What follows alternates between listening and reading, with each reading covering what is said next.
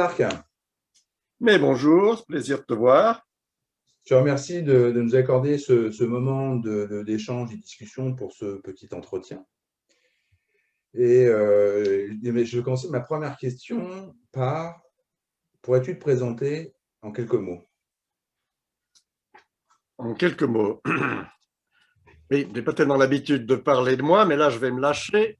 De toute façon, c'est entre nous, hein, personne d'autre va écouter ça. Absolument. Bien, alors, je suis un jeune homme de 62 ans, célibataire, sans enfant. Je suis suisse, j'habite près de Lausanne, donc au bord du lac Léman. Alors, ne me dites pas que j'ai l'accent suisse, hein, parce que ça n'existe pas. J'ai l'accent vaudois et j'en suis fier. Vous mettrez un filtre à l'enregistrement. Voilà, je suis de profession pasteur dans l'église réformée vaudoise, après avoir été bibliothécaire, comme assistant à l'université, et puis journaliste pendant presque 12 ans, et maintenant pasteur dans une paroisse, mais avec un mi-temps qui joue un rôle important pour moi, c'est le travail avec les jeunes, avec les adolescents. C'est quelque chose ouais, qui demande de mouiller la chemise, mais qui est très gratifiant et que j'aime beaucoup. Je pense que c'est ce que je regretterai le plus de quitter quand je prendrai ma retraite anticipée. Ben, ce sera au mois de juillet prochain. Mhm. Voilà, j'ai plusieurs vies. Je ne sais pas si c'est comme les chats. J'ai fait beaucoup d'armée dans l'armée suisse. Je compte presque 1200 jours de service. Mhm. Et comme chacun sait, les nuits comptent aussi dans ce cas-là. J'ai commencé dans l'infanterie de montagne, ce qu'en France, on appelle les chasseurs alpins. J'ai servi pendant des années dans l'état-major d'un régiment de montagne avec le grade de capitaine. Et puis, on m'a demandé ensuite d'accepter de devenir chef de service dans un état-major de brigade blindée avec rang, fonction, disons, de lieutenant-colonel. Et voilà, donc ça joue un certain rôle. Enfin, si j'essaie de faire la division de 1200 jours en année, ça me fiche un peu le trac, donc j'évite de faire le calcul. Mais c'est vrai que ça compte dans la vie d'un homme. Et puis j'ai beaucoup de passion, d'intérêt, de passion, trop probablement. J'ai fait pas mal de voiles sur Oui. ce grand lac Léman qui de temps en temps se donne des airs de 40e rugissant. J'avais un 5,50 m jauge internationale, donc c'est une catégorie olympique, ça déménage pas mal, que je possédais avec deux amis à l'époque où nous étions aux études et un peu après. Puis après, ils sont partis chacun de leur côté et j'ai dû vendre ce bateau malheureusement. Et puis j'ai aussi eu la chance de faire de la voile en mer grâce à mon frère qui avait un voilier à l'île des Ambiers. C'est juste tout près de Toulon. Et ça m'a donné l'occasion de naviguer un peu en Méditerranée. Voilà une des passions. La montagne. Ben oui, bien Oui. sûr, je suis suisse, donc il faut assumer. Mais alors attention, la montagne en été, parce qu'en hiver, c'est moins mon truc. J'ai fait du ski, je me suis cassé les deux jambes en faisant du ski. J'ai décidé que j'avais assez enrichi l'industrie du plâtre. Et donc, je fais plutôt de la montagne en été, de la haute randonnée, comme on dit, donc du glacier, à peu près tout ce qu'on trouve entre 3800 et 4000 mètres de sommet, mais sans faire de la varap. Là, je suis trop lourd pour faire ça. Ça me fatigue rien que d'y penser. Mais voilà, beaucoup de montagnes. J'en fais un peu moins maintenant à cause de petits problèmes cardiaques. Bon, j'ai fait partie d'un jury littéraire, donc j'ai lu des centaines de bouquins. Je fais volontiers de la cuisine, mais ça, j'ai pas besoin de le dire puisque ça se voit. Je joue du jazz. J'ai eu un orchestre de jazz, donc je suis pianiste. J'ai fait beaucoup de jazz. J'espère pouvoir m'y remettre justement quand je serai à la retraite, parce que je crois que mon petit piano à queue et moi, on a encore des trucs à se dire, mais j'avais pas tellement le temps jusqu'ici. Et puis, bien sûr, le Budo. J'ai commencé par l'aïkido et puis le yai, le ken. Bon, le problème quand on fait trop de trucs, c'est que moi, je suis un gars qui s'investit pleinement dans ce que je fais. Je suis même casse-pied, tellement je suis exigeant vis-à-vis de moi-même et des gens avec qui je fais tout ça. Mais le problème, c'est qu'en faisant trop de choses, on est médiocre en tout finalement. Donc, c'est un peu la limite de ça. Voilà pour ce qui est de me présenter en beaucoup de mots. En quelques beaucoup de mots, une vie très riche et très, très, très importante, effectivement, et je rajouterais que tu as été pendant très longtemps le secrétaire de la Fédération européenne de Yaï. Oui, je le suis toujours, bien que j'ai essayé de refiler ce sac sur les épaules de quelqu'un d'autre. Ça va faire 25 ans que je suis secrétaire général de la fédération. Je préférerais passer plus de temps sur les tatamis devant mon écran d'ordinateur, mais jusqu'à maintenant, je n'ai pas pu être remplacé. Mais il me semble, dans toute ta présentation, que tu as oublié une autre de tes passions, qui sont les armes blanches, parce qu'il me semble avoir vu de toi une photo, qu'on va remettre après, sur les armes napoléoniennes et le sabre. Est-ce que je me Oui, trompe? je ne sais pas si c'est une passion, en tout cas un grand intérêt, c'est vrai, qui est venu d'une part grâce à la pratique du sabre japonais, mais aussi par le fait que je me suis intéressé aux armes anciennes. J'en ai une petite collection, on voit dans une de mes vidéos sur l'école Toyama. Oui, c'est vrai, j'ai aussi la chance de posséder deux katanas historiques, des lames anciennes, avec lesquelles je pratique d'ailleurs, une lame Koto et puis une lame Shinto. Et c'est vrai que j'avais donné une conférence sur le sujet, deux conférences sur ce sujet, qui ont connu un succès qui m'a étonné. Il faut croire qu'il y a même pas mal de monde qui se trouve intéressé par ce thème. Comme quoi. Comment tu es arrivé à la pratique du budo? Comment tu as commencé? Par quelle discipline et quel est ton cheminement? Si on regarde toute tes vies, si on se réfère uniquement à la vie du budo, comment tu es arrivé à la pratique du sabre et du budo en général? Lorsque j'étais adolescent, je n'étais pas très à l'aise avec mon corps, euh, comme beaucoup d'adolescents, mais je cherchais à avoir une activité sportive et puis je ne savais pas laquelle. En tout cas, un sport de compétition ne me convenait pas tellement. Je n'ai pas vraiment l'esprit de compétition, et même pas du tout. Et puis les sports de balle ne me disaient pas grand-chose. Il se trouve que sur la rue, ici, devant chez moi, puisque j'habitais ici quand j'étais petit, j'entendais des bruits bizarres. Tchou, tchou, tchou, tchou. Qu'est-ce que c'est? Il y a une locomotive qui passe. Je suis allé regarder et c'était un karatéka, un Américain en séjour en Suisse qui faisait ses kihon tout le long de la rue, d'un bout à l'autre. Et puis, je suis entré en discussion avec lui une fois et je lui ai dit que je cherchais quelque chose qui puisse m'intéresser comme sport, pourquoi pas un art martial. Et il m'a dit, ah, ben, pour vous qui n'aimez pas la compétition, ce serait peut-être intéressant de voir du côté de l'aïkido. Ah bon? Qu'est-ce que c'est? Ça se mange? Donc, j'ai cherché et à l'époque, il y avait à Lausanne l'Aikikai de Lausanne. C'était le seul club d'aïkido à Lausanne. Là, je parle de 1974, traduction 74. Donc, c'était, Merci. non, je t'en prie, Merci. c'était donc une époque où il y avait peu de clubs d'aïkido ici autour. Donc, je suis allé voir là-bas, je me suis inscrit pour un cours d'initiation. Je me souviens d'ailleurs que comme je ne savais pas très bien où était le dojo, je suis arrivé en retard. Et en ouvrant la porte, je tombe devant un tatami sur lequel une quinzaine de personnes faisaient Funakugi Undo. Donc, j'arrive et je vois des tas de gens qui font Hey, oh, hey, oh. Je me suis dit, mais dans quelle secte est-ce que je suis arrivé? Qu'est-ce que je viens faire là? Qu'est-ce que c'est machin? Ces espèces d'agités qui crient. Je suis quand même resté et je suis resté bien des années dans cet Aikikai de Lausanne. Voilà comment j'ai commencé.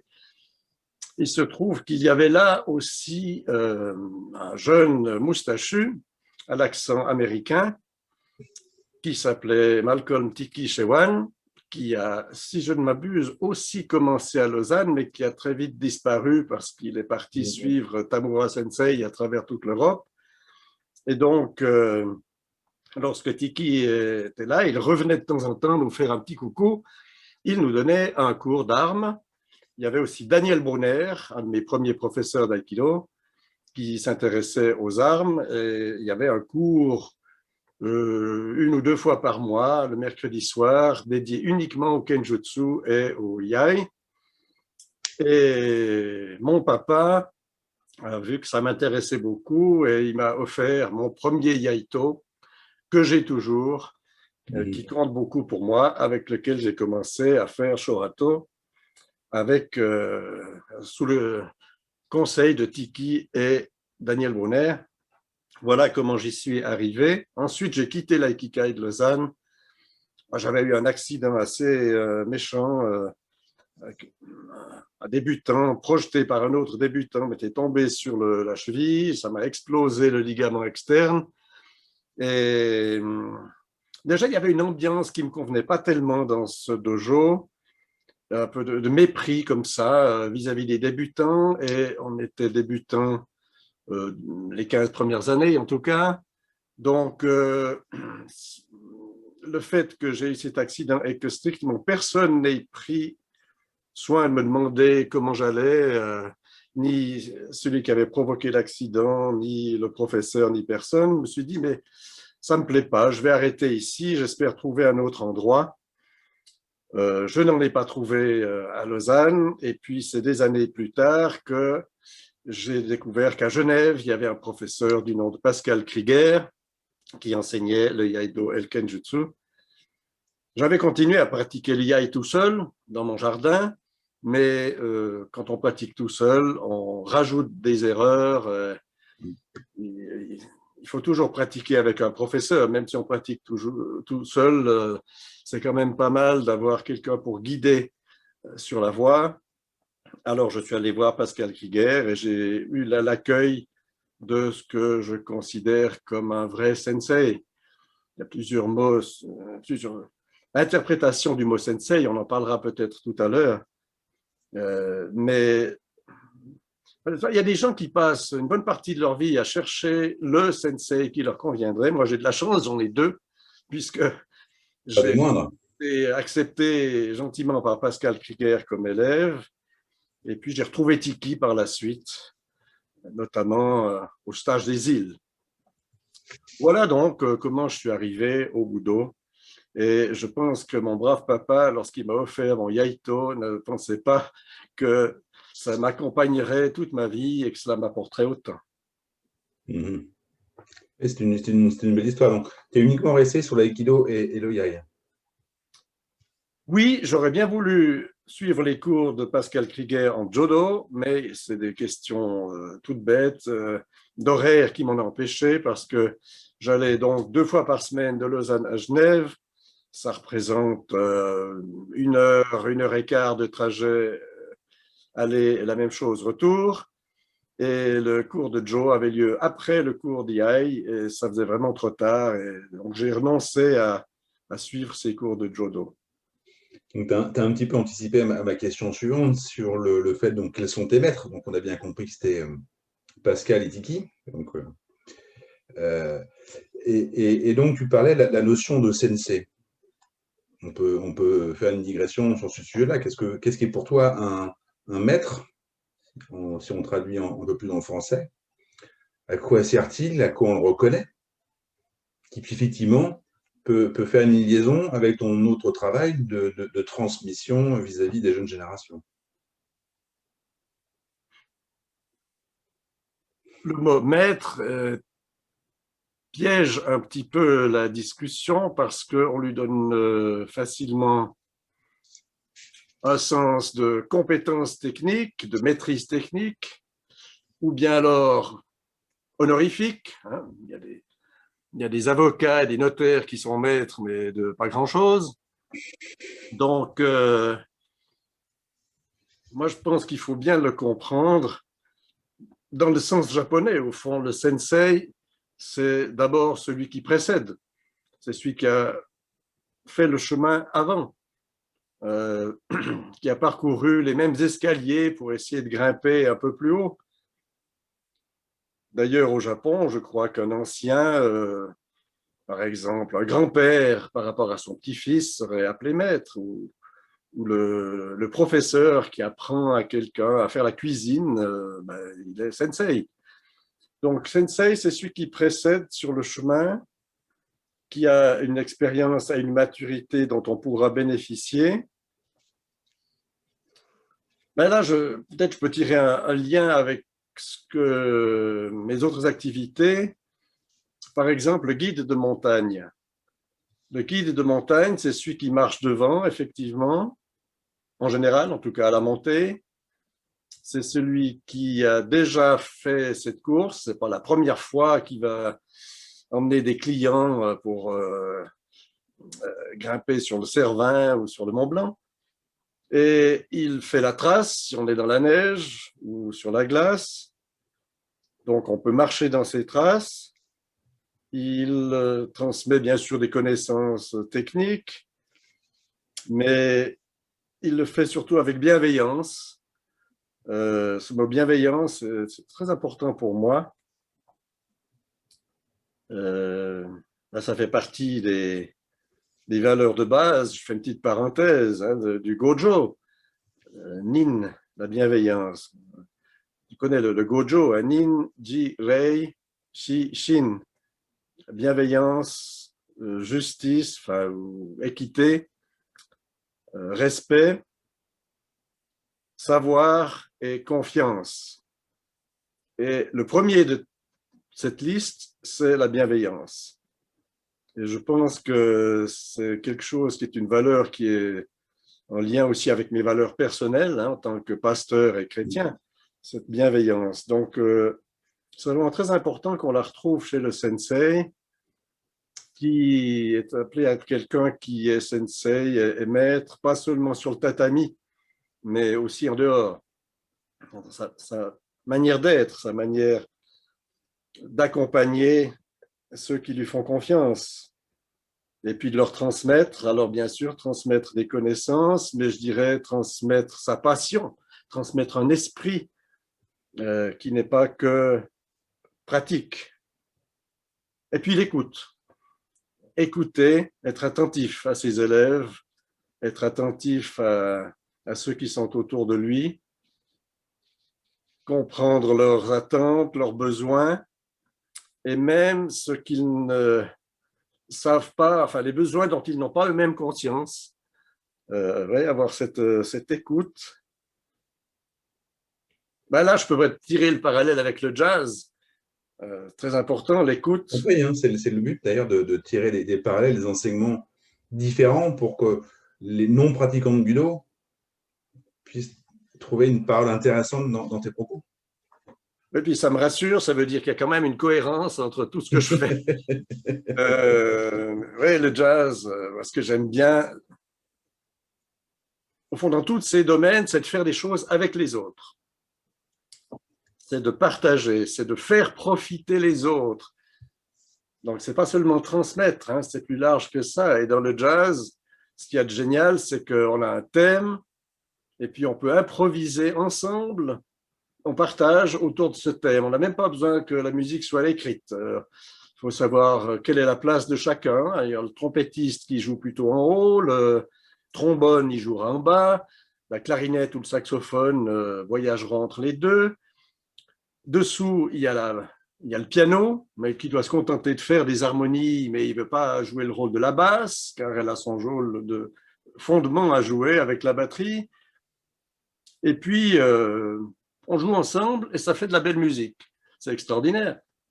Alors, je pense qu'il y a ce rôle d'écoute qui doit permettre aussi à un groupe de fonctionner. Et je reviens à la bienveillance. C'est ce que je n'ai pas trouvé à l'Aikikai dont je parlais tout à l'heure.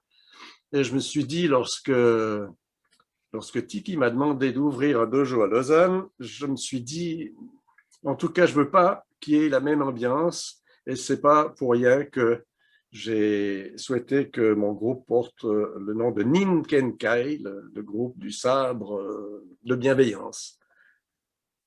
Voilà, donc pour ce qui est du rôle de sensei, il y a aussi, j'aime bien dire à mes assistants, pour moi c'est aussi important hein, dans mon rôle de Kuden de former les formateurs. On construit et on déconstruit. C'est-à-dire qu'on est, je pense, appelé sans cesse à aider le pratiquant à construire sa pratique, et ça construit sa personnalité aussi, j'espère. Et puis, de temps en temps, on donne un coup de pied dans le tas de sable, le beau château de sable qu'il a mis en place, ou bien le tas de plots en bois, comme le petit enfant. Et puis, il faut tout reconstruire. Alors, il va reconstruire, mais il va le faire probablement mieux, plus rapidement ou différemment. Donc, je pense que l'enseignant, il a ce rôle de construction et de mise en question, à commencer par soi-même d'ailleurs, de remise en question de soi-même. Ça, c'est un point qui est quand même capital. L'esprit du débutant, hein, le shōshin, avoir cet esprit du débutant qui se remet en question et qui ne pense pas avoir abouti. C'est aussi, je pense, quelque chose qui revient au sensei. Si on veut que ça marche en avant des autres, soit empreinte de maturité. Voilà, tout ça. Et puis, Et donc, si on fait un peu un retour en arrière, qu'est-ce que t'a apporté le budo? Parce qu'aujourd'hui, effectivement, tu parles de la transmission, il marche dans les pas, effectivement, et j'aime beaucoup cette expression.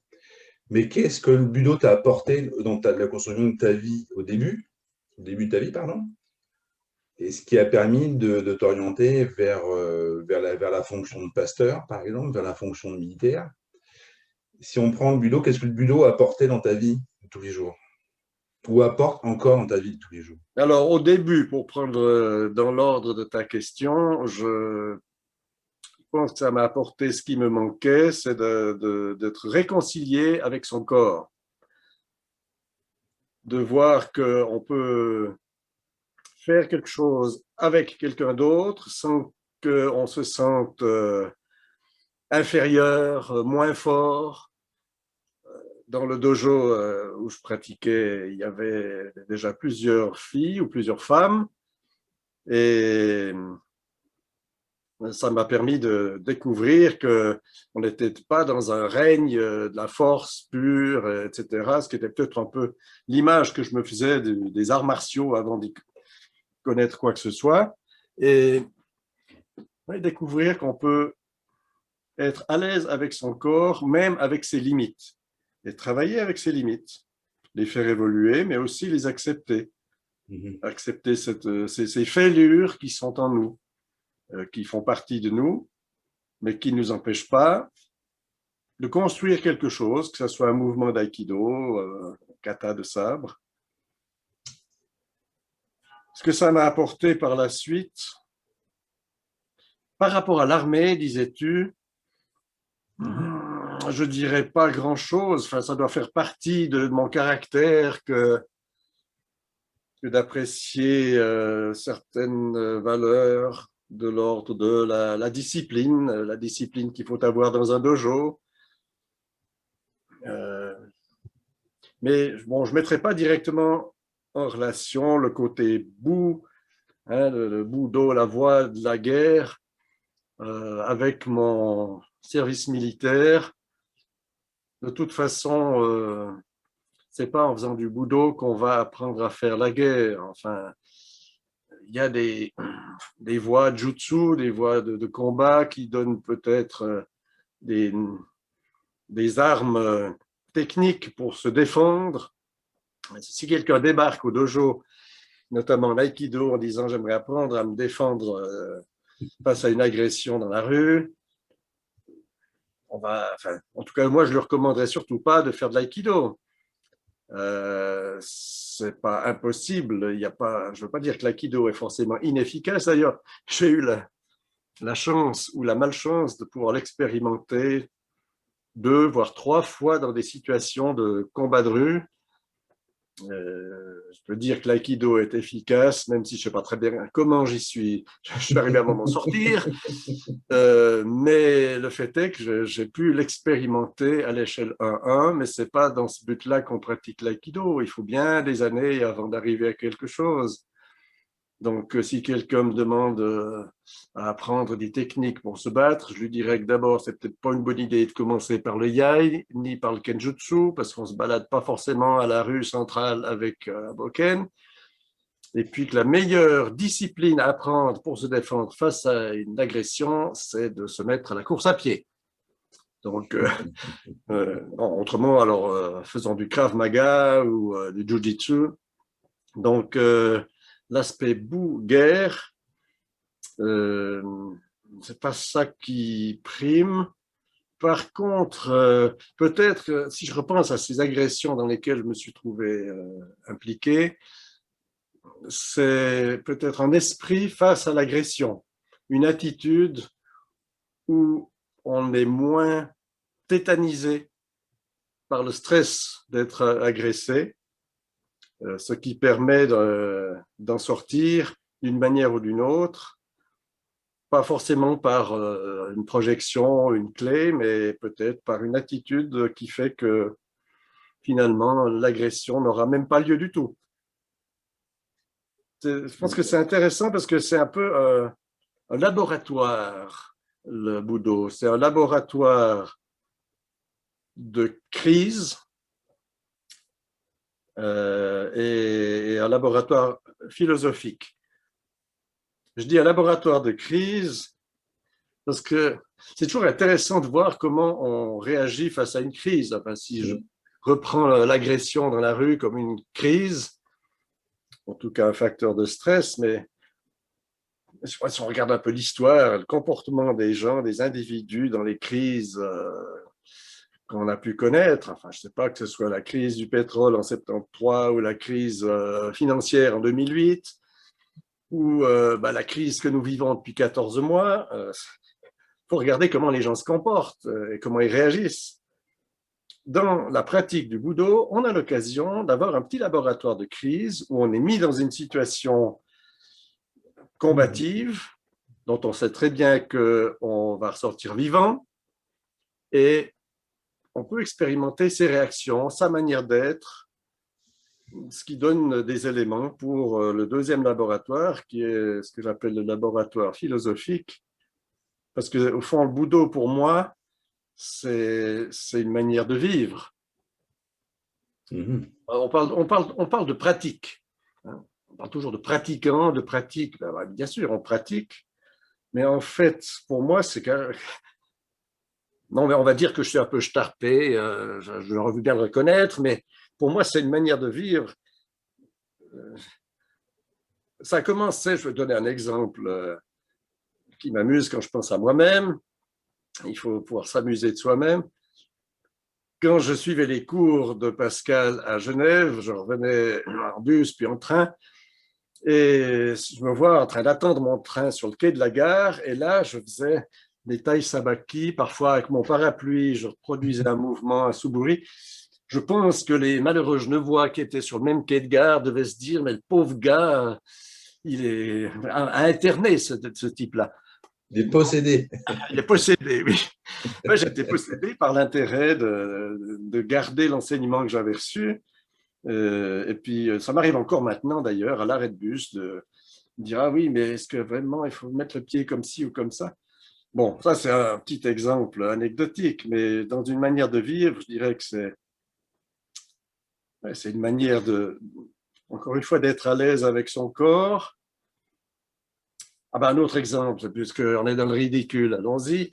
Je me suis aperçu que je faisais la cuisine différemment. C'est-à-dire que dans ma cuisine, je fais le moins de pas possible. Je mets l'eau dans ma casserole ici, taille sabaki, je vais prendre mon couteau là. Je me suis aperçu que j'avais rationalisé ma gestion des mouvements, des déplacements dans ma cuisine. Alors, encore une fois, c'est anecdotique, mais quand je dis une manière de vivre, c'est une manière de s'impliquer dans quelque chose qui te fait progresser dans la vie au sens le plus large. Pourquoi est-ce qu'on fait du Iaido? Bon, franchement, c'est ridicule. Il faut arrêter tout de suite, à mon avis. On passe son temps à couper de l'air. OK? Donc, on coupe quoi? Rien. À l'origine, il s'agissait de couper quelqu'un. Maintenant, c'est plus du tout le cas. Alors, on coupe quoi? Ben, je pense qu'on se coupe soi-même.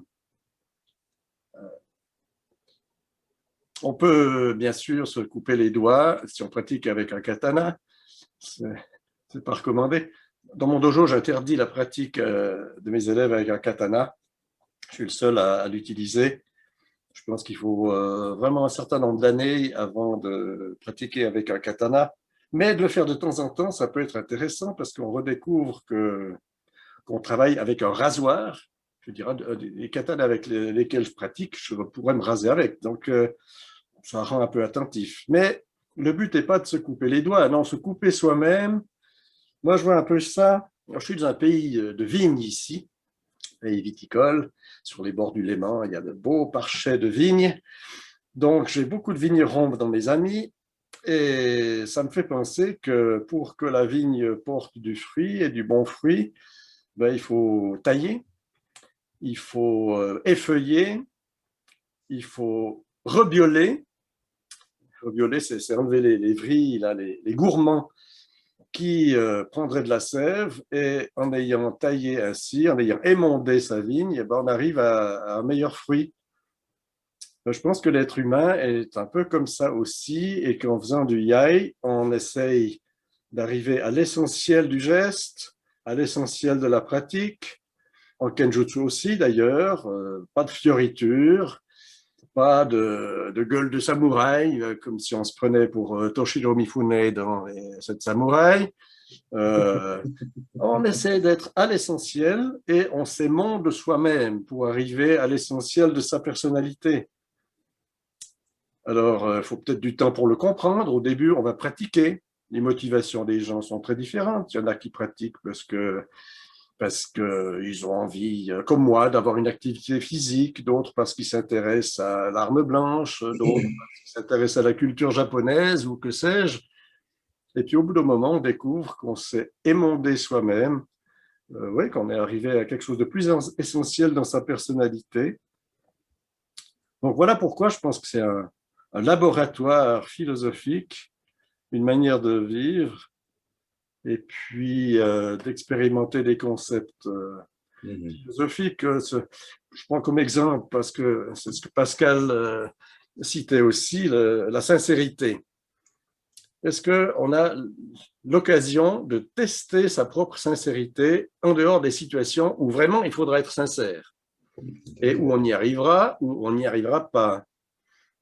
En pratiquant avec quelqu'un qui donne une attaque ou qui reçoit une attaque en face, on va pouvoir pratiquer avec sincérité ou pas. Et on verra si ça marche pas bien, c'est peut-être qu'il y a un problème dans sa sincérité dans l'attaque. Donc, c'est un laboratoire intéressant parce qu'on peut expérimenter un concept philosophique avant de tomber sur son nez. Ça ne veut pas dire que ça va fonctionner instantanément dans la vie, hein, après. Mais voilà, j'aime bien cette idée de laboratoire. Ok. Intéressant ce que tu viens de dire, cette idée d'éprouver sa sincérité pour mieux se révéler. C'est joli. Donc, ce qui m'amène à l'idée ou à la question, qu'est-ce qu'il y a dans l'esprit du Sam? À quoi il sert? Donc, tu nous as un petit peu fait la démonstration, mais qu'est-ce qu'il y a dans l'esprit du Sam, dans l'esprit du Iaido?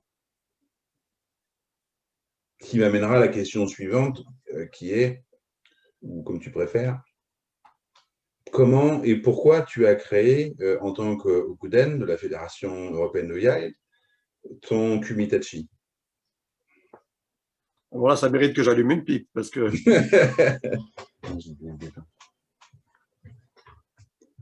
qu'est-ce qu'il y a dans l'esprit du sabre? On va peut-être partir de la tradition qui parle du Satsu Jinto et Katsu Jinken, le sabre qui à l'origine est censé donner la mort et qui devient un sabre qui donne la vie, c'est peut-être beaucoup dire, mais qui favorise, comme je le disais tout à l'heure, des éléments de développement personnel qui aident à vivre. Alors, parce que ce que j'aime beaucoup, et en particulier dans l'école Musso Shinden, que je pratique 3-4 écoles différentes, mais dans celle-ci, il y a cette rigueur, en tout cas au premier échelon, qui demande la simplicité, simplicité au premier niveau, fluidité au deuxième, et puis puissance dite divine à au troisième niveau. Cette simplicité, elle est jamais évidente à acquérir, et c'est en utilisant le sabre, parce qu'on a un instrument en plus dans la main, qu'on peut voir apparaître les petits surplus, les petits moments d'émotion qu'on pourrait mettre de côté pour arriver à cet essentiel dont je parlais. Donc, je pense que le sabre ajoute quelque chose, et puis ça nous laisse tout seul face à soi-même, le Iaido. Donc, ça comporte le risque de croire qu'on est bon. Dans mon ancien dojo, on avait des grands miroirs. Je regrette qu'on ne les ait plus maintenant. C'était quand même pas mal pour faire pratiquer les débutants et puis dire, t'as vu ce que je te dis sur ton geste qui est pas bien là? Tu le vois maintenant. Mais je me suis rendu compte, en allant m'entraîner tout seul, hors entraînement, qu'au bout d'un moment, on se trouve bon quand on est face au miroir. C'est joli ce que j'ai fait. La vidéo, par contre, ça, c'est impitoyable. Alors là, ça rigole plus. Alors, on voit tout de suite. Mais donc, face à soi-même, on risque de se trouver bon, mais en même temps, ça permet d'éviter de se comparer avec le pratiquant, la pratiquante avec laquelle on ferait Ikkyo Mote.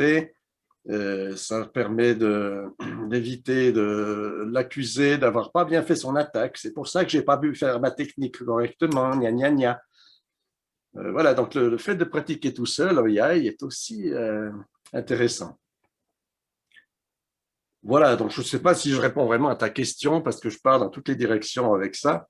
Ce n'est pas ma question, c'est tu réponds à des remarques ou à des thèmes abordés de la manière dont tu le souhaites. Et c'est l'objectif de cet entretien. Il n'y a pas de réponse comme Oya, il n'y a pas de réponse. C'est tes réponses. Et c'est l'idée de partager tes réponses avec tous ceux qui vont nous regarder sur les réseaux. Donc, il n'y a pas de réponse. Alors, bon, oui, non, mais si tu veux me relancer sur l'esprit du sabre, relance-moi, mais pas trop fort. Donc, Jean-Marc, je te relance sur l'esprit du sabre. D'après toi, qu'y a-t-il dans l'esprit du sabre? Est-ce que le sabre, c'est l'art de la paix, peut-être? Le sabre moderne, qui effectivement n'est plus au Moyen-Âge, à apprendre à défendre son clan. Qu'est-ce qu'il y a dans l'esprit du sabre aujourd'hui pour toi? Par rapport à ce qui favorise la paix, j'aurais plus de facilité à répondre en parlant d'aïkido. Parce que ce que j'y trouve intéressant, c'est de montrer que l'attaque est vaine, qu'elle n'arrivera à rien. Donc, elle est inutile. Donc, autant qu'on essaie de vivre en paix. C'est moins évident en sabre. Après, il faut bien comprendre ce qu'on fait quand on pratique un kata. Que ce soit un kata de Iaido ou un kata de Ken. En Yai, un kata, il vise à donner une forme à des bases qu'on a apprises. On a appris à couper horizontalement, on a appris à couper verticalement, etc. Après, on le met en scène, donc on rajoute une difficulté. Ça n'est pas un manuel qui va nous permettre de nous sortir. Alors, dans la situation telle, je dois faire, ah oui, le troisième kata. Alors, OK. C'est juste une manière d'assembler des bases pour rendre la chose plus complexe pour le pratiquant. montrer les possibilités qui s'offrent, mais aussi les difficultés qui se développent quand on complique, j'allais dire on complexifie, mais je crois que ce n'est pas français, et qu'on rend plus complexe la pratique des bases. En Ken, il se trouve que la plupart du temps, on termine un kata par la situation suivante: celui qui a attaqué a perdu. Nananananer. Mais c'est pas forcément le but. D'ailleurs, je trouve intéressant d'avoir des katas qui ne finissent pas, qui pourraient continuer. Et d'ailleurs, quand je travaille les katas, que ce soit ceux d'Aikiken ou que ce soit ceux que notre fédération met en place maintenant, j'aime bien, avec les plus avancés, parce qu'il faut quand même donner la structure aux débutants, mais avec de plus avancés, interrompre le kata au milieu, tout d'un coup, boum, c'est fini. Ah oui, on peut plus, ah non, ça ne sert à rien, le kata, il est fini. Ou bien, au contraire, le prolonger, parce que le coup final, censé être le coup fatal, on peut encore le parer et faire autre chose, et continuer. Donc, un kata qui n'a pas de fin, je trouve ça intéressant. C'est ce qu'on voit notamment dans le kata proposé par Tiki, mais on pourrait l'appliquer aussi aux autres. Autrement dit, le but n'est pas d'avoir un gagnant et un perdant, mais d'avoir mis en situation les bases qu'on a apprises et rendu ainsi plus complexe, plus aléatoire la réussite de ces techniques. C'est un défi permanent aux bases qu'on croit avoir bien acquises. Donc, comment t'es amené à toi construire ton propre Kumitachi, que tu as appelé Uke Dome no Tachi? Qu'est-ce qu'il y a? Donc, on mettra le lien dans la vidéo pour que tout le monde ait à voir à quoi ça ressemble. Qu'est-ce que tu as voulu mettre dedans comme principe? À la base, Tiki et Pascal ayant commencé à constituer leur Kumitachi, ils ont dit au Kuden, maintenant, ça serait intéressant qu'on puisse compléter avec ce que vous pourriez apporter vous aussi, qui ferait un répertoire de la fédération, donc qui contiennent des techniques de base qu'on enseigne dans notre fédération. Donc, il ne s'agissait pas de commencer à faire des fantaisies, comme on peut le voir dans certains films avec Tripso, Perieux, Carpe. C'est les bases enseignées par la FI qu'on met en scène dans un Kumitachi. Autrement dit, il y a un registre des bases et puis le Kumitachi qui s'en inspire. C'est pourquoi je me suis dit que ce domaine Ukedome, que je trouve intéressant, le premier contact avec le sabre, le moment où on reçoit l'attaque, qui est la plupart du temps déterminant, ce DI, le moment du premier contact, peut-être qu'on pourrait en faire quelque chose. Alors, j'ai commencé par constituer une série de 12 Kihon. C'est un peu arbitraire d'en avoir mis 12 comme ça, mais enfin, qui sont tous liés à une manière de recevoir le sabre de l'autre pour pouvoir en faire quelque chose après, mais c'est le DI qui est, encore une fois, le plus intéressant. Qu'est-ce qui se passe au moment où on reçoit cette attaque? Puis après, j'ai essayé de les combiner de manière à ce que ça provoque cette mise en scène dont je parlais, des Kihon de base. Alors, il ne faut pas s'illusionner sur ce qu'on est en train de faire, c'est-à-dire qu'un kata, encore une fois, ce n'est pas un truc qu'on sort de la boîte à outils pour l'appliquer à telle ou telle situation de combat. D'abord, il faut être extrêmement humble. Je n'ai pas vécu au XVIIe et au XVIIIe siècle, je n'ai pas combattu sur les champs de bataille, je n'ai jamais eu affaire à un duel au sabre d'où ma vie dépendait. Donc, on se calme tout de suite si on pense qu'on a la vérité sur la réussite d'une technique. Ce n'est pas de ça dont il s'agit.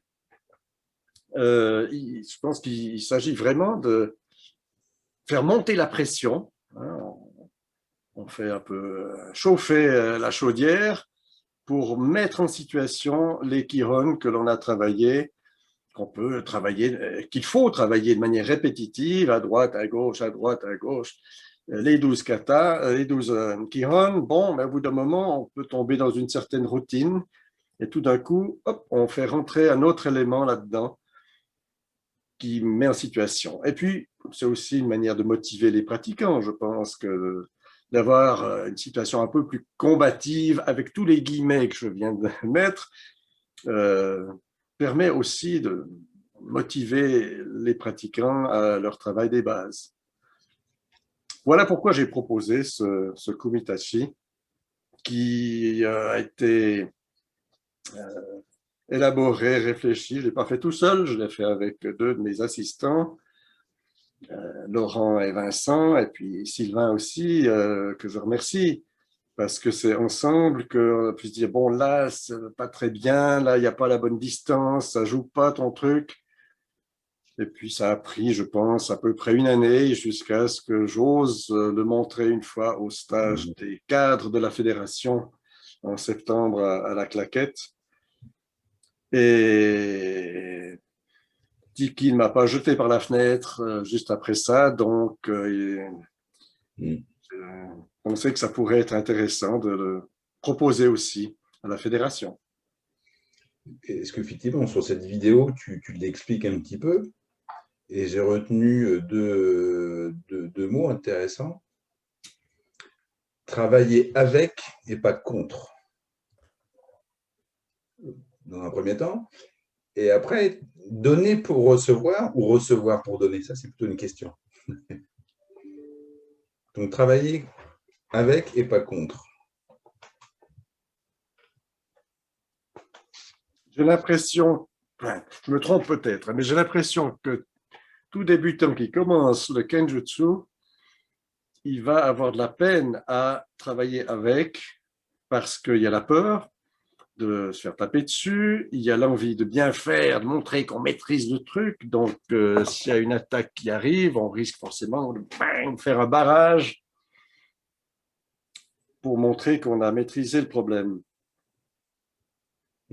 Or, c'est pas comme ça que ça fonctionne. Je crois que c'est pas comme ça que ça fonctionne. Encore une fois, j'ai pas la prétention. On travaille avec des techniques qui nous sont transmises par des maîtres depuis 5 siècles. Il faut beaucoup d'humilité. Il faut aussi assumer d'être un maillon de cette chaîne, hein, la chaîne des sensei qui ont transmis cela. Et puis aujourd'hui, c'est à notre tour. Donc, il faut assumer d'être le dernier maillon de cette chaîne avant ceux qui viendront après. Mais oui, avec humilité et avec l'idée qu'on va pouvoir apporter quelque chose aussi. Donc, c'est un équilibre à trouver. Ça m'a beaucoup fait gamberger, cette histoire de Kumitachi, parce que est-ce trop prétentieux de créer un kata? Il y a des écoles, là, j'en connais, y compris ici à Lausanne, où on crée des tas de katas fantastiques, ça tourne dans tous les sens, c'est magnifique, mais il faut en rester à cette idée qu'on ne fait que reprendre ce qu'on nous a transmis sur des bases qui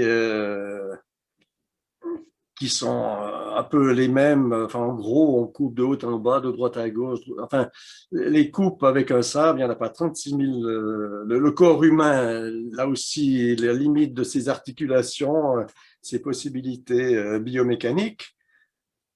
Alors, il y a des esprits différents entre une école comme Toyama, comme Muso Shinden, comme Ryushin.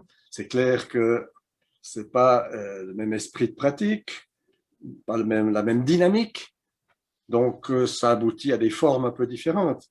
Mais le fait est qu'on ne réinvente pas des trucs. Et c'est en tout cas pas du tout la prétention que j'aurais eue de créer le kata définitif. Je crois que ça n'est pas dans l'esprit non plus des autres kumitachi proposés par la fédération. Donc, tu as essayé de mettre les différentes écoles que tu travailles? Donc, tout à l'heure, on a parlé de Musashi Den-ryu. Quelle école tu pratiques? Alors, Muso Shinden, j'ai commencé par cette école que, dont Tiki m'avait transmis les 12 katas de la première série avec Daniel Brunner quand j'étais à l'Akikai de Lausanne et que j'ai continué à pratiquer et à massacrer. C'est intéressant d'ailleurs parce que quand je suis arrivé comme élève de Pascal, avec donc déjà une certaine petite expérience, il a bien vu les limites et j'ai commencé comme tout débutant à l'époque chez Pascal par les dégainements de base et une année Shohato. Une année. Shohato, Shohato, Shohato, Shohato, Shohato, Shohato, Shohato.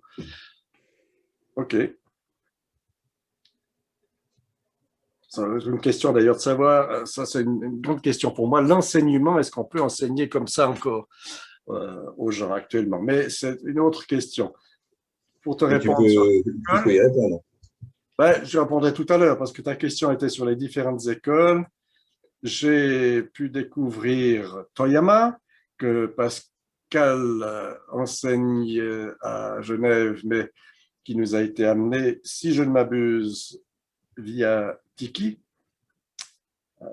Et puis, j'ai continué à travailler cette école qui est un peu simpliste, mais qui en même temps a cet avantage de vraiment aller à l'essentiel du geste, de la coupe.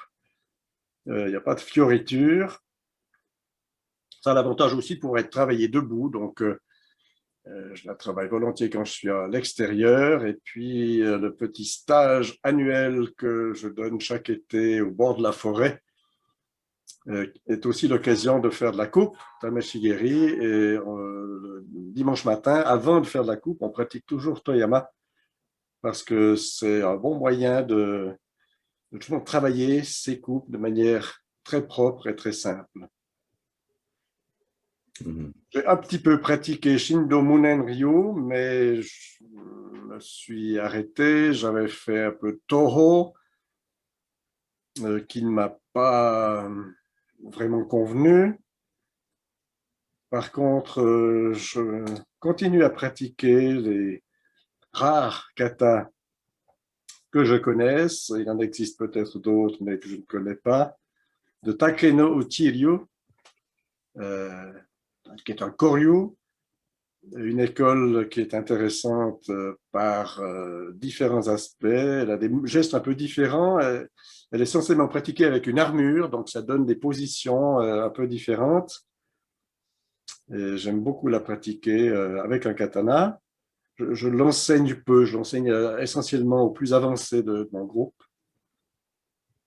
Et puis, j'ai eu l'occasion de découvrir Ryushin Shoshiryu en rencontrant Yahagi Sensei lorsqu'il est venu la première fois à Genève. C'était il y a des années, je ne sais même plus quelle année c'était. Son premier stage à Genève et où j'ai pu découvrir cette école, mais je n'ai pas pu assister à d'autres stages, donc je continue à pratiquer pour moi-même, sans les enseigner, les katas des 2, voire des 3 premières séries. Voilà, ça fait déjà bien assez. Il ne faut pas chercher à multiplier les écoles. Je trouve que c'est intéressant d'avoir pratiqué une école de base, et je pense que Muso Shinden est vraiment une très bonne école pour travailler proprement les dégainements, les rengainements et les coupes. Et puis s'intéresser à une autre école parce que le monde des Ryu est vaste. Hein. Je ne sais pas combien il y a d'écoles encore, 200, 250 écoles plus ou moins vivantes au Japon. Maintenant, ça ne sert à rien non plus de multiplier en disant « Ah oui, moi je pratique 14 écoles différentes. » Moi j'aime bien quand Tiki ne cesse de nous répéter « Celui qui ne pratiquerait que Shohato à la perfection serait un maître. » Voilà, il faut arrêter de penser qu'on peut se la péter en pratiquant 36 écoles différentes. Voilà, donc sur les différentes écoles que je pratique. Donc alors, revenons sur sur l'intermède musical de comment enseigner, effectivement, comme toi, comme moi, comme beaucoup, on a commencé à apprendre, on fait Shohato pendant 1 an, 2 ans, 3 ans, 4 ans, voire plus, pour certains. Et aujourd'hui, effectivement, on enseigne un peu les méthodes traditionnelles japonaises, ou pas, je ne sais pas, sincèrement, je ne sais pas.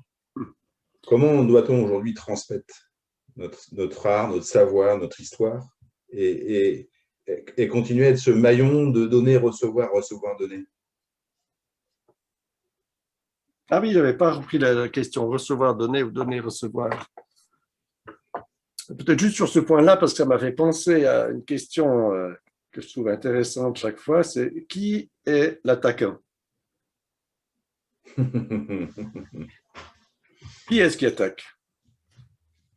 Dans mon comitachi, justement, j'ai trouvé un peu un petit clin d'œil, mais que c'était intéressant de commencer à distance, on s'avance, et puis Shidashi baisse son arme et offre son abdomen à l'attaque de l'adversaire.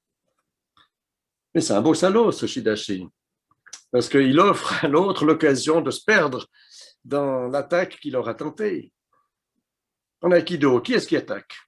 Celui qui va me saisir la main ou bien moi qui donne ma main à saisir? Donc, sur le donner et recevoir, en fait,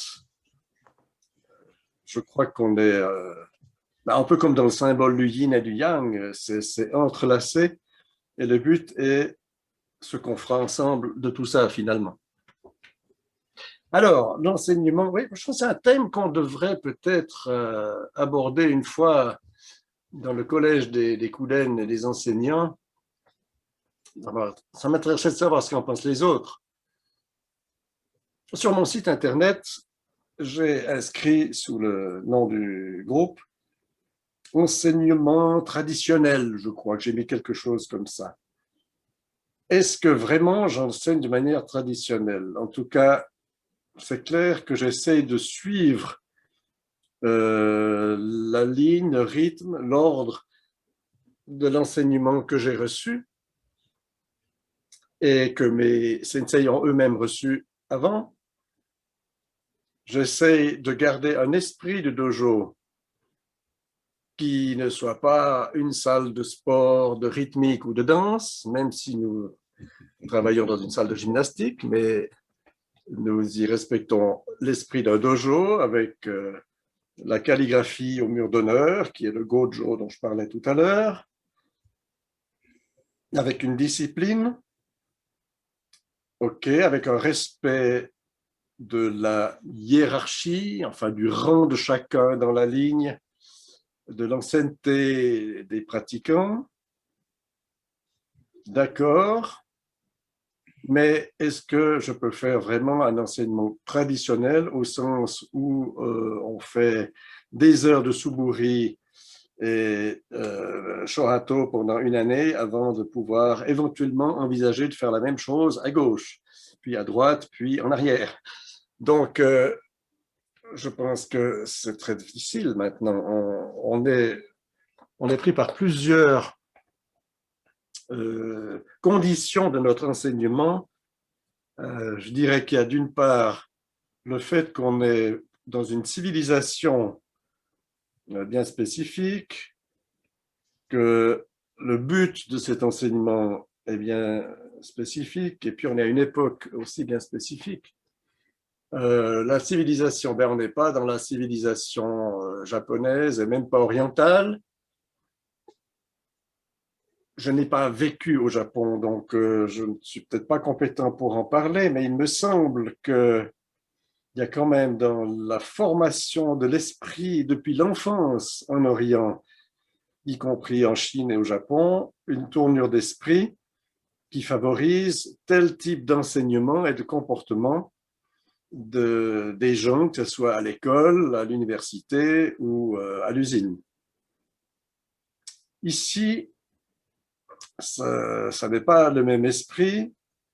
Il y a probablement un esprit de développement personnel, d'individualisme, de revendication de liberté des idées, etc., qui est peut-être différent par rapport à ce qu'on peut donner dans un enseignement traditionnel. Alors, je comprenais très bien que quelqu'un à qui je fais faire ne serait-ce que 6 mois Shoah me dise, bon, ben, ça suffit, j'en ai marre. Donc, pour être concret, lorsqu'un débutant commence chez moi, ben, il commence par les dégagements de base avant de faire quoi que ce soit d'autre, les déplacements, hein, parce qu'il faut commencer par apprendre à marcher. Il y a se mettre à genoux, se relever, se remettre à genoux, se remettre à genoux, se remettre à genoux, et puis d'avoir les rotules qui grincent. Hein. Comme je dis toujours, pratiquer le yai, c'est à ménisques et périls. Donc, OK, au bout d'un moment, le pratiquant il commence à en avoir marre, mais là, c'est peut-être le moment de commencer à faire Shorato. Un bout de Shorato. La première partie jusqu'à la coupe principale. Quand c'est à peu près en place, on va essayer de le faire dans 4 directions. Puis quand ça, ce sera un peu en place, on pourra faire vraiment Shohato du début à la fin du kata. Et là, je félicite toujours publiquement devant tout le monde le pratiqueur en disant, voilà, ce soir, tu as fait ton premier Shohato. Là, c'est un premier orteil dans le Ryu. Et puis, il pratiquera ça. Alors ça, c'est pour tous les gens. Il y a des gens qui viennent 1 fois sur 3 aux entraînements déjà. Bon. Je ne parle même pas de la pandémie, hein, mais dans la situation ordinaire, il y a des gens qui viennent plus ou moins régulièrement aux entraînements. Il y en a qui travaillent chez eux. J'en sais qui s'exercent avec un parapluie, un pyjama dans leur salon. Et puis, mine de rien, ils ont petit à petit acquis le mouvement plus rapidement que d'autres qui ne viennent qu'au cours du lundi. D'autres qui viennent régulièrement au stage. Ah ouais, les stages, ça c'est aussi un thème intéressant. Pourquoi on va au stage ou pas? Donc, les gens progressent plus ou moins vite, mais en gros, je dirais que chez moi, quelqu'un pratiquera en gros 5 mois Shohato avant d'aller plus loin. Donc, mon enseignement, il se veut traditionnel dans une certaine tournure d'esprit, mais il y a des limites à ça. Et puis après, il y a les gens qui... Le deuxième truc, c'était l'objectif. Le but des gens. Alors, pourquoi les gens viennent faire ça? On y revient à ça. Pourquoi ils viennent suivre des cours de Budo et en particulier de Yai? Lorsque quelqu'un pratiquait le sabre à l'âge, disons, de, on va dire, 25 ans, je pense que c'est à peu près la moyenne d'âge des élèves dans mon groupe, ça voulait dire qu'il avait commencé à pratiquer lorsqu'il était grand comme ça. Il avait, je sais pas, 5-6 ans. Il y a une jolie image dans un film, on peut critiquer, c'est pas le but maintenant, mais enfin, Le Dernier Samouraï, où on voit dans ce village de dernier samouraï à l'époque Meiji, ces enfants qui bataillent à coups de bokken, mais en même temps qui se forment déjà. Je pense qu'à l'époque où ma vie allait dépendre dans l'avenir de ma maîtrise du sabre ou pas, eh bien, je commençais à le pratiquer tout enfant. Lorsque on allait être destiné à devenir samouraï ou même simple ashigaru, il fallait survivre en utilisant son sabre. Maintenant, quelqu'un qui arrive au dojo, qui commence à pratiquer à 24 ans, une année plus tard, son but n'aura pas été de survivre grâce à sa lame. Alors, les objectifs sont différents. Et puis, il y a une époque où les gens zappent. Ils zappaient déjà avec leurs zappettes devant la télévision. Ensuite, il y a Internet où on peut sauter d'un site à un autre. Et puis, alors maintenant, il y a les réseaux sociaux. Et ça donne une tournure d'esprit aussi. Je vois avec les jeunes avec qui je travaille, c'est quand même difficile d'organiser quelque chose avec des gens qui regardent le soir même à 19h ce qu'ils feront à 20h et qui choisissent et puis ils zappent, ils font un truc, un autre. J'en parlais avec un autre ami professeur d'arts martiaux qui me disait, on constate qu'il y a des gens, ils se présentent en disant « Oui, cette année, j'ai assez envie de faire du kung-fu. Je pense que l'année prochaine, je ferai plutôt du tennis de table. Et puis l'année suivante, du macramé, je ne sais pas. » Donc, les gens conçoivent ça comme une activité de loisir. de développement personnel aussi, probablement, mais qui n'est pas inscrit dans une durée et dans un projet. Alors, quand je dis, comme tout à l'heure, que pour moi, c'est une manière de vivre, c'est clair que je suis complètement décalé par rapport à cette mentalité où on fait un petit peu de ci, puis un petit peu de ça, et puis voilà, tant pis si on n'a pas fait davantage. Autrement dit, l'enseignement des bouddhos, et en particulier ces bouddhos, ils sont tous un peu comme ça, où on travaille de manière très répétitive, difficile, oui, très répétitive, forcément. Pour avoir un peu visité, travaillé avec les grenadiers de montagne ou les grenadiers dans l'armée suisse, c'est un peu les forces spéciales. Je me rappelle avoir discuté avec un instructeur et on parlait justement de mon enseignement du Budo, de son enseignement en tant qu'instructeur, et on travaille beaucoup par le drill sur l'arme, le drill au lancer de la grenade, ou que sais-je, le drill, parce que c'est le seul moyen d'avoir le bon réflexe lorsqu'on est dans le stress du combat. Et il me disait cette phrase que je garde aussi dans notre enseignement. Au fond, on est obligé d'apprendre par l'acquis ce qu'on n'a pas par l'inné. C'est intéressant. Un chat, il n'a pas besoin d'apprendre à griffer. Hein? Un coq, il n'a pas besoin d'apprendre à utiliser ses ergots en sautant en arrière pour lutter contre un autre coq. Nous, on tient notre sabre quand on commence, à peu près comme une canne à pêche. On a tout à apprendre. Et donc, on est obligé d'acquérir ces réflexes. C'est pour ça que c'est très répétitif, mais que ça peut être lassant pour les gens qui s'y lancent. Alors, est-ce que je dois transiger? Est-ce que je dois dire à quelqu'un, ouais, tu as fait 18 sous-bourris, c'est bien, maintenant on passe à autre chose, parce que je vois qu'il s'ennuie? Ou bien est-ce qu'au contraire, je vais avoir les gens qui vraiment restent parce qu'ils ont envie de continuer? Ça serait intéressant de voir lorsque la pandémie se sera calmée, ça ne va jamais être fini, mais ça va se calmer à un moment donné. Et est-ce que les gens reviendront vraiment dans les dojos ou bien combien auront arrêté parce que finalement, on a fait autre chose depuis et puis voilà. Il y a quand même pas mal de gens qui commencent et qui se découragent et qui arrêtent. On ne sait pas pourquoi ils arrêtent, mais c'est probablement lié au fait qu'ils ne savaient pas pourquoi ils ont commencé. Ça doit être lié.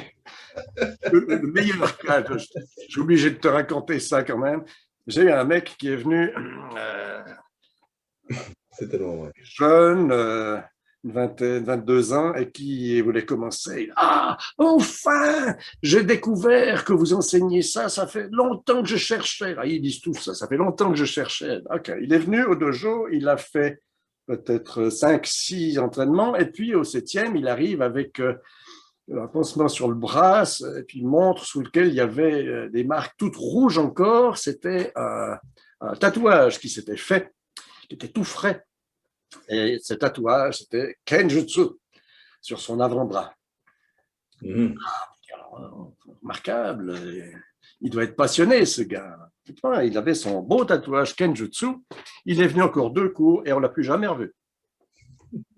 Mais il a toujours son tatouage. Ah ben, à moins qu'il ait été amputé par un autre sabreur, je pense que oui. Donc voilà, l'enseignement classique me semble difficile. Il faut qu'on réfléchisse jusqu'où on est prêt à laisser, à lâcher la corde pour que des gens soient intéressés à suivre notre voie et qu'on ne les décourage pas d'entrer, mais en même temps qu'ils se rendent compte de l'épaisseur de ce qu'ils reçoivent et donc de l'engagement que ça demande. Et c'est une vraie question. C'est une vraie question, fondamentale, sociétale. Donc, tout à l'heure, tu parlais des stages. Pourquoi tu es en stage, du coup? Pourquoi, je dirais à mes élèves, aux élèves du Kodan, de dire va en stage, viens avec nous à Genève. Bon, pas un mauvais exemple parce qu'ils viennent. Venez au stage de Spot ou bien au stage de Jean-Marc ou au stage de Tiki. Voilà. Pourquoi aller en stage voir tel ou tel expert Oui, mais lui, je l'aime pas parce que j'aime pas sa moustache, ou lui, j'aime bien parce que j'aime bien ses lunettes. Pourquoi aller en stage? Quel est l'intérêt d'aller en stage? Et aller à différents stages pour toi? Bon, évidemment, il y aura toujours des professeurs qui nous parleront d'une manière qui nous convient mieux, dont l'attitude nous conviendra davantage. OK. Je dirais une première chose, c'est que c'est l'occasion d'entendre d'autres professeurs vous dire exactement la même chose ce que vous a dit votre professeur. Mais oui, non, mais c'est marrant. J'ai des fois. Ah, il faut que je recommence autrement. Il faut savoir ce qu'on fait après le stage. Qu'est-ce qu'on en fait du stage auquel on a assisté? J'ai repris ça notamment de Pascal, mais j'ai vraiment systématisé. Chaque fois qu'il y a un stage et que certains de mes élèves y vont, y compris moi, mais moi je leur demande toujours à eux, alors, on y aille, qu'est-ce que tu as découvert cette fois? Et toi? Que ce soit des débutants ou des avancés. OK, tu as découvert ça? On va le travailler un peu. Et puis, toi, en Kenjutsu, qu'est-ce que tu as découvert? Alors, ainsi, on fait un peu, on reprend ce qui est issu du stage pour le cultiver, pour en faire quelque chose. Et je me suis rendu compte que c'était très payant, ça donnait beaucoup plus d'intérêt au stage et ça permet aussi de transmettre à ceux qui n'ont pas pu venir au stage ce qu'on y a découvert. Encore une fois, quand j'étais à l'Aikikai de Lausanne, je me souviens qu'on avait des stages, autant que mes études me le permettaient et mon service militaire, j'y allais.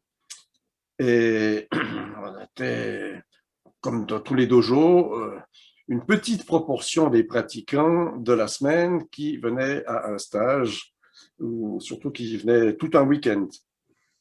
Et encore plus qu'ils aient un déplacement jusqu'à Genève ou Zurich pour le faire. Mais c'est ainsi que j'ai rencontré Tamura Sensei, que j'ai découvert Tada Sensei, qui était à cette époque chargé de la direction technique pour l'Italie, avec son assistant, Fujimoto Sensei, type extraordinaire encore lui. Et il disait des choses qui étaient peut-être pas tellement différentes de ce que disait le professeur ordinairement, mais ah oui, tiens, ça c'est intéressant, je ne l'avais pas compris comme ça. Et puis on pouvait le travailler pendant une demi-heure au lieu de le faire 10 minutes. Quitte à avoir très mal au genou, je me rappelle avoir fait un stage où tout le samedi après-midi était consacré au travail à genoux en aïkido et j'avais des trous comme des pièces de 5 francs le lendemain sous les genoux. Ce qui a donné, comme tout le monde, ça nous donnait un air très inspiré quand on a pratiqué le lendemain. Bon, voilà, qu'est-ce qu'on retient de ce stage? Et pour revenir au début, je pense que c'est intéressant de voir que les stagiaires, ils disent « Ah oui, mais j'ai découvert qu'il fallait faire comme ça. » Je dis « Mais ça fait une année que je te dis ça et que j'essaie de te corriger. » Donc, en écoutant quelqu'un d'autre parler avec d'autres mots, le montrer différemment, avec peut-être une attention différente au stage, tout d'un coup, il y a un satori qui se produit où le pratiquant découvre des choses qui pourtant étaient déjà données par son professeur. C'est aussi l'occasion de pratiquer avec d'autres gens. Je dis toujours à mes élèves, quand vous allez à un stage, ne pratiquez pas entre vous. Ça m'agace toujours quand je vois des gens qui pratiquent toujours ensemble et qui vont pratiquer encore ensemble au stage. C'est dommage. C'est l'occasion de pratiquer avec d'autres gens qu'on ne connaît pas. C'est pas seulement parce que c'est sympa, mais c'est parce que ils ont peut-être des rythmes d'attaque, des manières de faire qui viennent de leurs professeurs, qui sont différentes. Mais c'est toujours bon de se frotter à d'autres pratiquants à l'occasion d'un stage.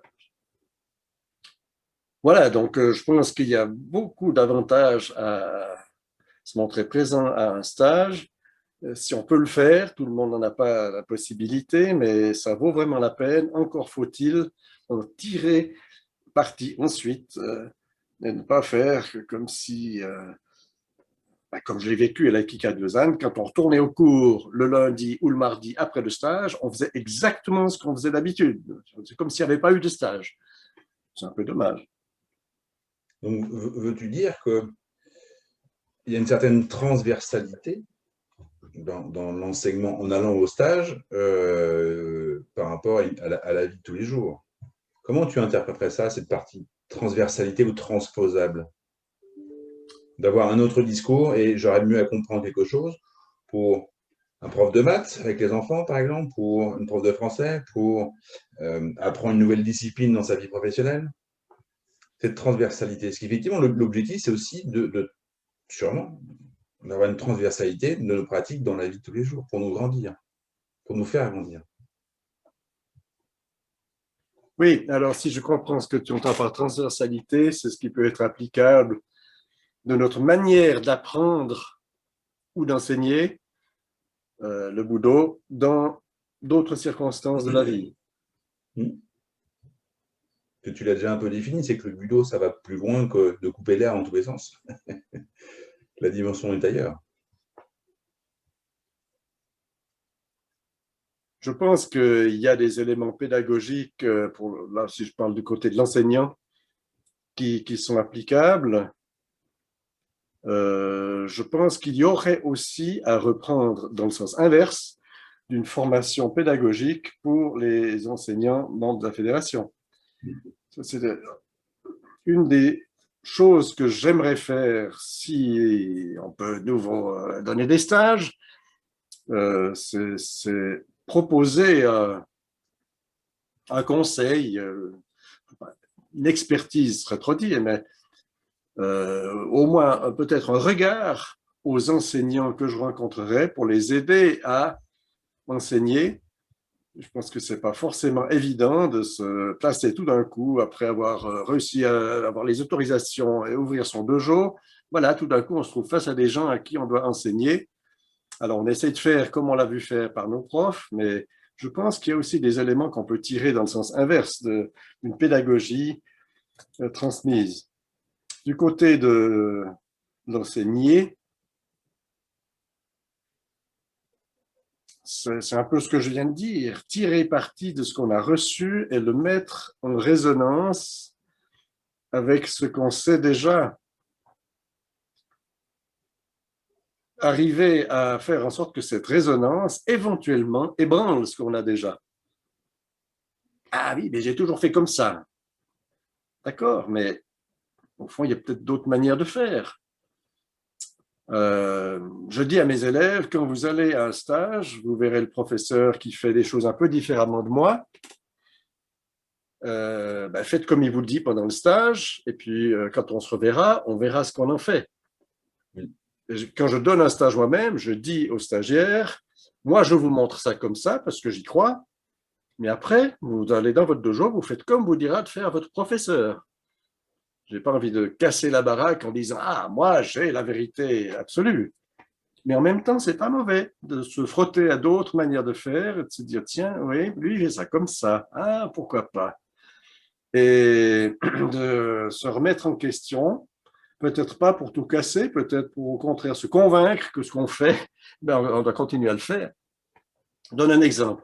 Lors d'un stage, dans l'échauffement, j'avais proposé aux stagiaires de faire les dégainements de droite à gauche. Donc, dégainer de gauche à droite, c'est normal, le fourreau est de ce côté, on dégaine, ok. Mais dans l'autre sens, ils m'ont regardé avec des yeux ronds, et puis je dis, ben oui, essayez. J'ai bien lu dans le regard, premièrement, ça ne sert à rien, tactiquement parlant, deuxièmement, c'est pas possible. Alors, je l'ai montré, j'ai même montré pourquoi tactiquement c'était éventuellement pertinent. Et puis, on l'a fait. Et puis, je leur ai dit, voilà, on l'a fait.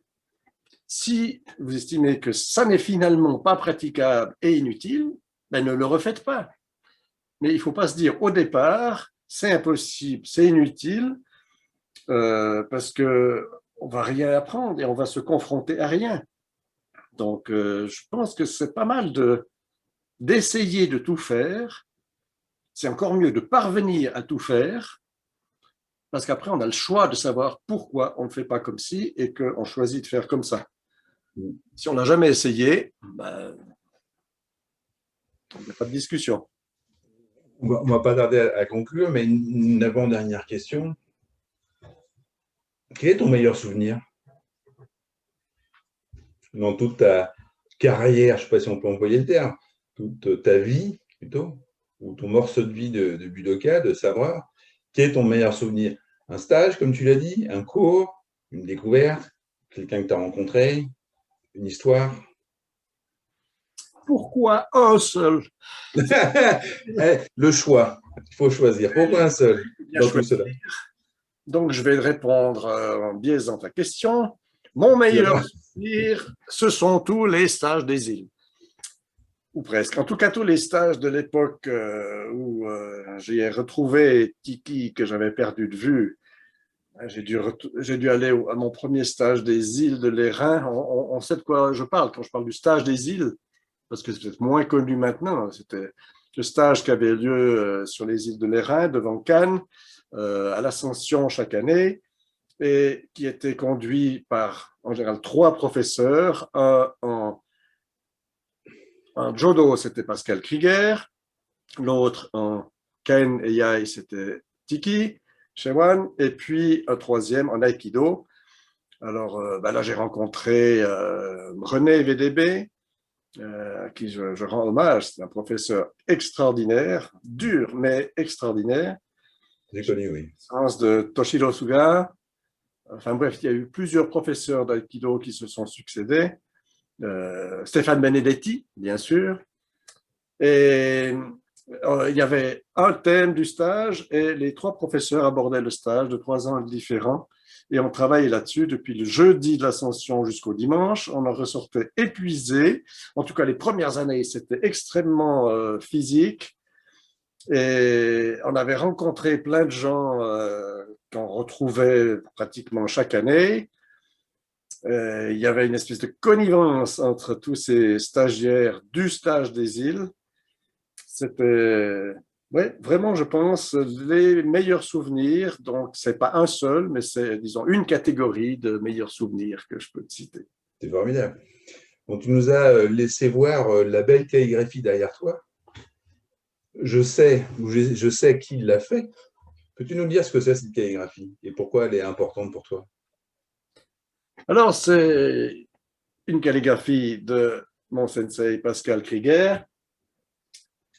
Et je l'aime bien parce que je pense qu'elle peut accompagner pas mal de moments de l'existence, y compris actuellement pour beaucoup de gens qui souffrent de la situation de pandémie, que ce soit dans le cadre du Budo ou pas du tout.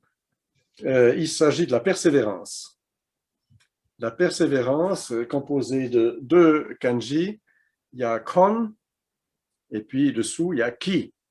Donc, ki, on connaît l'énergie vitale, la force, ouais, l'énergie vitale, le souffle de vie. Et puis, kon, c'est la racine. Autrement dit, la persévérance, c'est la force vitale qui a des racines. Et j'aime bien ce concept parce que ça veut dire que c'est important de savoir où on plante ses racines. Sans racines, ça va être difficile d'avoir cette force qui fait vivre. C'est pas à moi de dire ensuite où chacun et chacune a planté ses racines. Mais je crois qu'il est important que chacun se demande mes racines philosophiques, enfin de conviction, elles sont plantées dans quelle terre? Et après, il faudra miner, arroser, il faut faire quelque chose pour ces racines aussi. Merci. Et allez, une dernière question, ce qu'on a un peu abordé. Qu'est-ce que tu peux dire pour donner envie à quelqu'un de nous rejoindre dans notre folie de couper l'air? Eh bien, je dirais bien pratiquer le sabre dans mon dojo. Tu découvriras que c'est intéressant de savoir utiliser une arme absolument géniale. On n'a pas beaucoup parlé du katana, mais je pourrais te faire une conférence de 2 heures là-dessus. C'est un instrument génial de technologie. Tu vas apprendre à découvrir une nouvelle culture. Et puis, sans t'en rendre compte, tu vas découvrir plein de possibilités que tu ne connaissais même pas en toi-même. On va conclure comme ça, Jean-Marc. Je te remercie beaucoup. Merci de cet échange formidable. d'échanger. Et je te dis à bientôt. Volontiers, à bientôt, dès que ce sera possible, avec plaisir. Coupé.